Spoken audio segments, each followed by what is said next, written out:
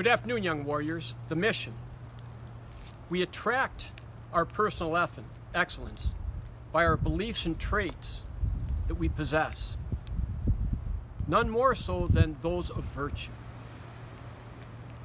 Young warriors, today I'm going to go ahead and I'm going to expand a little bit on a previous video, the one where I talked of the gentleman, the Russian man, the immigrant, who was 100 years old, and he shared his personal philosophy on success, and that was, in any pursuit, only a few things matter. In 1978, I started training in a Japanese style of karate called Shotokan. I was blessed to meet an instructor who was trained in Japan during his years in service in the 1960s. And what he brought back was a philosophy that was grounded in the importance of fundamentals, of basics, of the few things that matter. What I refer to as an inch-wide, mile-deep philosophy. Inch-wide being those things that matter. The mile-deep being the consistency that we spoke of a couple of videos ago about the compounding interest. As a beginner, I remember the classes very well as starting out training in the most basic and fundamental techniques, and I progressed. As I went through the ranks, it was 9 months later, I was allowed to go into an advanced class. And what I found was the difference between the advanced classes and the beginners classes were not much. They were still grounded in the basics, in the things that mattered. But yes, we did do a few things that were required of the advanced rank. But I still look back on the fundamental issues, and that is that it literally consisted of those few things that mattered. As I trained and I progressed and I advanced in rank, I was surrounded by men and women who were highly skilled. I mean, a nightly visit up to the training hall would be filled with unbelievably skilled men and women.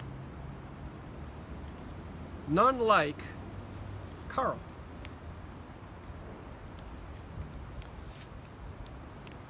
As we progressed, the need to keep up some kind of success and level of skill required us to train on our own, what we called self-training. And many times we would go up to the training hall and we would be training there, and there would be a number of us up there outside of class times. And what I witnessed was the majority of us would spend a little bit of time doing the very basic fundamental things, the things that mattered. And then unwittingly we would get into and spend more time doing the more advanced things. Things that they had more appeal. But looking back, I remember Carl. Carl would do the same thing. However, his time spent on the very basic fundamental things mirrored the time we spent on the complicated things. And then he would spend a very short time honing his skills in the more advanced techniques.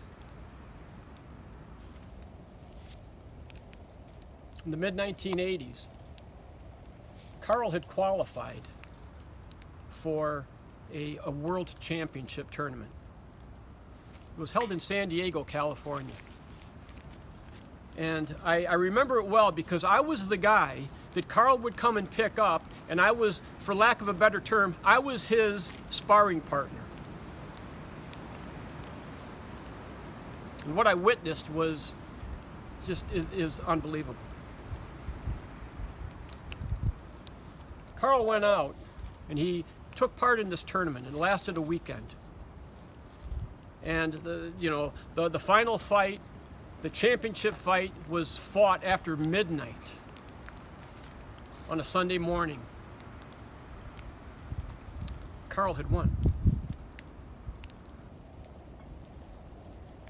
Now I say this because Carl reminded me now of what I talked of earlier with this gentleman, the centenarian. See, the centenarian, he spoke of his lack of education and not feeling that he was smart enough to figure things out. He obeyed the few things that mattered, and he owned them.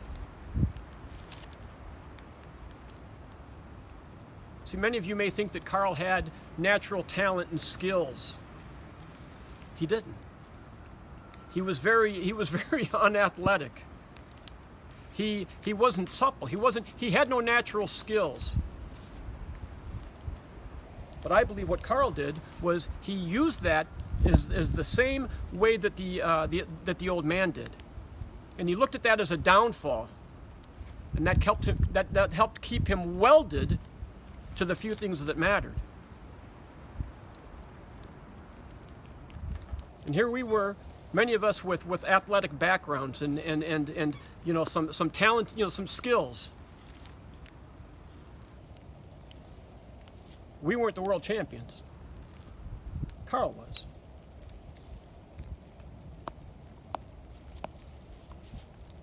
Young warriors, I can't stress enough about this inch wide, mile deep.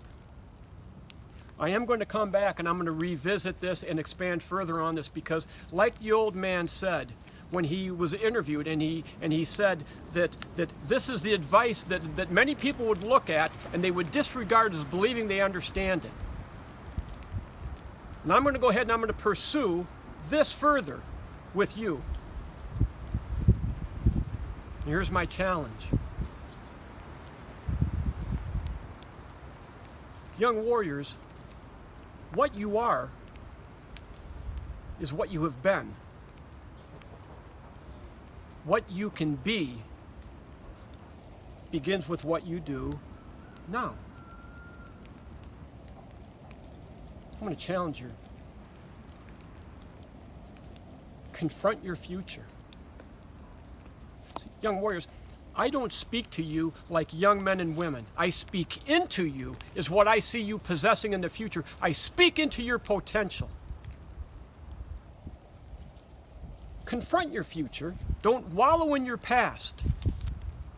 And please understand that any type of pursuit of excellence will be met with adversity. That's a given. Dragons must be slayed.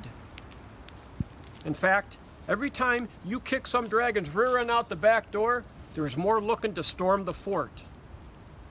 Get after them. Be fierce. Young warriors, I believe in you. I believe in you. Go out and take this information, discern it. Don't just take what I say for granted.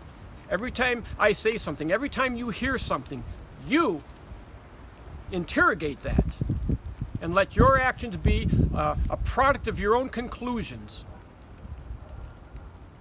I'm proud of you. I'm out.